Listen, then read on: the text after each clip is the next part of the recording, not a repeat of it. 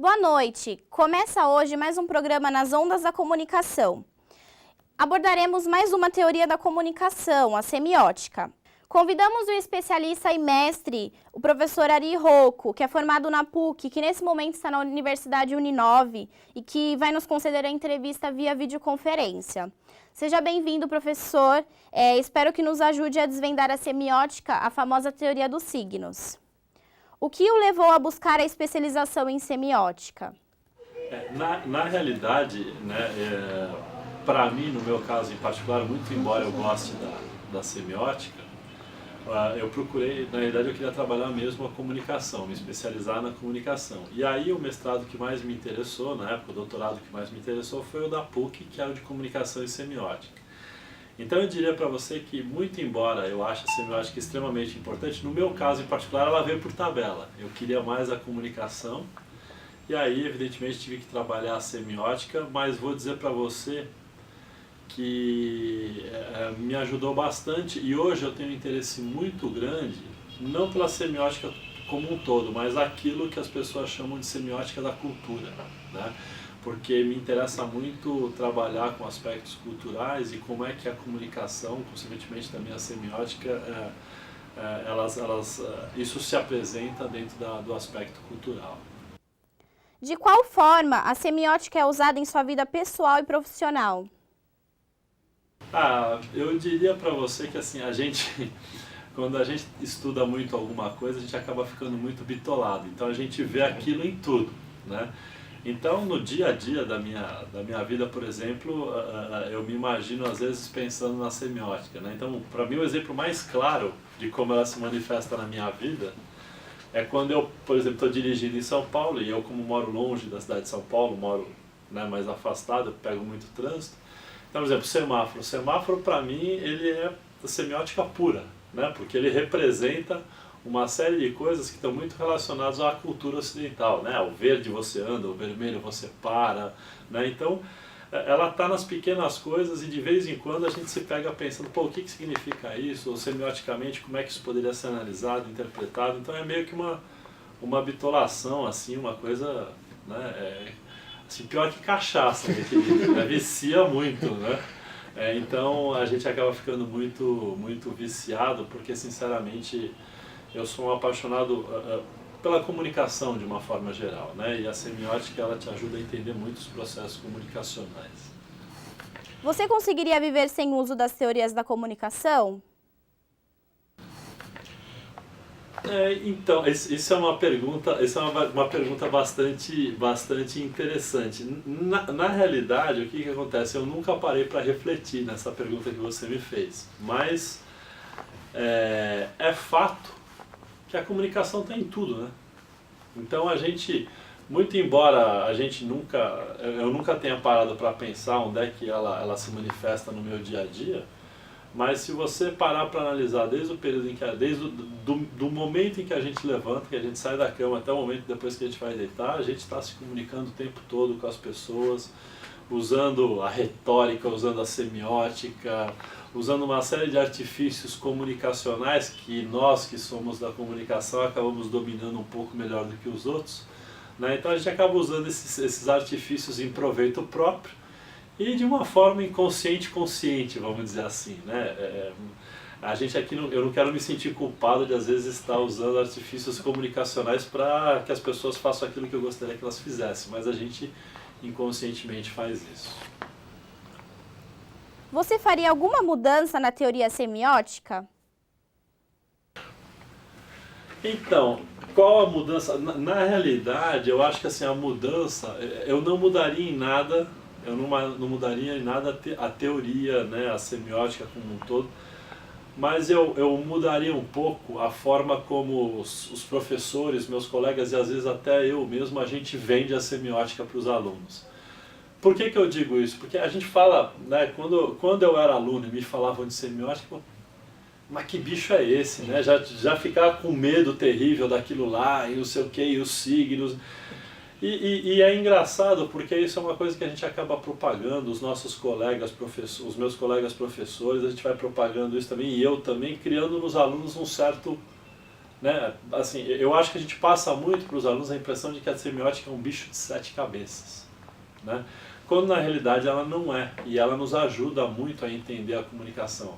Então assim, eu não mudaria a teoria em si, mas eu mudaria a forma como nós professores vendemos a semiótica, porque o aluno entra com medo já, né? Então o fato dele entrar com medo, para a grande maioria, você já entra com o jogo meio perdido, assim, meio derrotado, né? Pô, nunca vou entender isso é muito complicado. E na realidade não é, né? Então eu mudaria isso, a forma como nós professores vendemos a semiótica. Acho que a gente poderia vender de uma forma, né, mais agradável para o aluno, não criando esse receio anterior a ele conhecer. Qual o legado deixado pelas teorias da comunicação?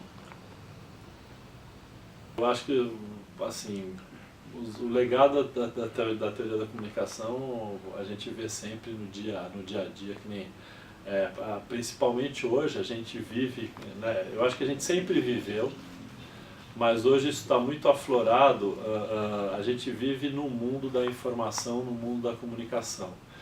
Então, cada vez mais, quer dizer, o que a gente vê? A gente vê a sociedade evoluindo em criar novas formas, novos meios de comunicação, né? Novas formas das pessoas se comunicar mais instantaneamente, imediatamente, real time. Então, assim, eu acho que a comunicação ainda não deixou o seu legado. Acho que esse legado é plantado todo dia, né? E acho que ela vai sempre evoluir. E as pessoas sempre vão estar, o ser humano vai sempre estar buscando novas formas de se comunicar, né? Tanto que a gente vê uma sociedade hoje onde a gente não consegue se imaginar sem se comunicar, né? Acho que antigamente, quer dizer, as pessoas elas se comunicavam de uma forma, né, talvez menor do que hoje, elas sempre se comunicaram, mas a gente tinha uns momentos onde a gente estava andando sozinho lá, né, nos antigos bondes, ou andando pela rua, etc., a gente ficava, né, com os nossos pensamentos. Hoje a gente não fica um instante com os nossos pensamentos, quer dizer, a gente está lá no metrô, a gente está nos meios de comunicação, está se comunicando com alguém, tá? Então cada vez mais a comunicação absorveu aí o ser humano, né? O ser humano não consegue hoje dar um passo, né, sem especificamente se comunicar, a não ser que ele vá para o meio do mato, né, se isole, etc. Mas antigamente, né, as pessoas elas tinham a possibilidade de ficar um pouco sozinhas com si próprias, né? Hoje não, a gente vê as pessoas em constante comunicação, né? Então o cara está ali e está se comunicando com alguém. Então a comunicação, eu acho que ela ainda não deixou o seu legado. Acho que esse legado vem sendo construído aí e acho que vai ser construído por anos e anos. Acho que a comunicação é um processo que nunca vai se encerrar enquanto existir o ser humano. Falando em produtos voltados pela semiótica, temos um produto hoje aqui sensacional, não é, Mário? Isso mesmo, Tainá. Hoje trago para vocês o mais novo produto do mercado, a cerveja vendida em todos os varejos e mercados e afins. Ela te induz, te seduz, te faz enlouquecer. Tudo o que você sempre quis, um produto que você sempre sonhou.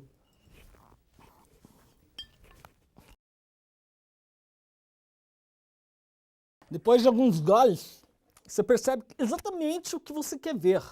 Tudo muda, as coisas ficam até melhor, sabe? As loirinhas ficam lindas, as moreninhas maravilhosas. Capricórnio?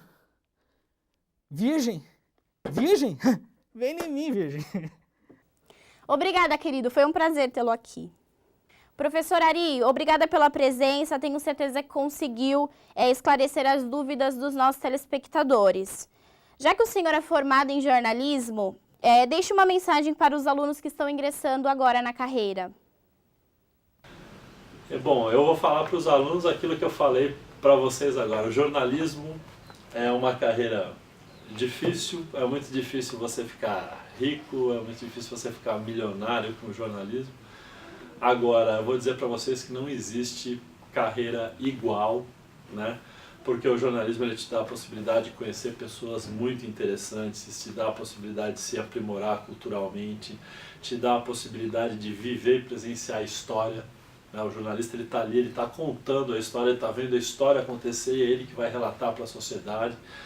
Então assim, o jornalismo, para alguns, uma pequena minoria vai até trazer dinheiro, né? A grande maioria vai conseguir viver relativamente bem, mas não vai ficar milionário. Agora, todo mundo vai se divertir. entendeu? Todo mundo vai se divertir, vai ver a história, vai presenciar a história, vai crescer culturalmente, vai conviver com pessoas interessantíssimas dos mais diversos credos, raças, etnias, etc. Porque a notícia ela acontece em todo lugar, em todo momento, ela não escolhe, né, não escolhe raça, não escolhe gênero, não escolhe nada e o jornalista está ali presente. Então, assim, eu diria para vocês que é uma carreira maravilhosa. Entendeu? Eu, particularmente, me sinto muito feliz em ser jornalista.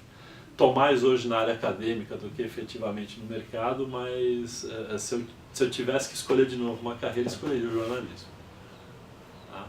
Então, eu acho que vocês têm que ir em frente. Agora, o cara, para ser jornalista, precisa gostar de informação. Ele precisa gostar de ler, ele precisa ser um curioso, ele precisa assistir até programa de TV de receita que passa às 2 horas da tarde, porque aquilo pode ensinar para ele alguma coisa. Então o cara tem que ser curioso e gostar de informação. Camarada que não está afim de ler, que não vai fazer outra coisa. É que nem você ser médico e não gostar de sangue. Né? Tá? Então, mas é uma carreira apaixonante. E assim terminamos mais um programa nas Ondas da Comunicação. Obrigada pela presença e até mais.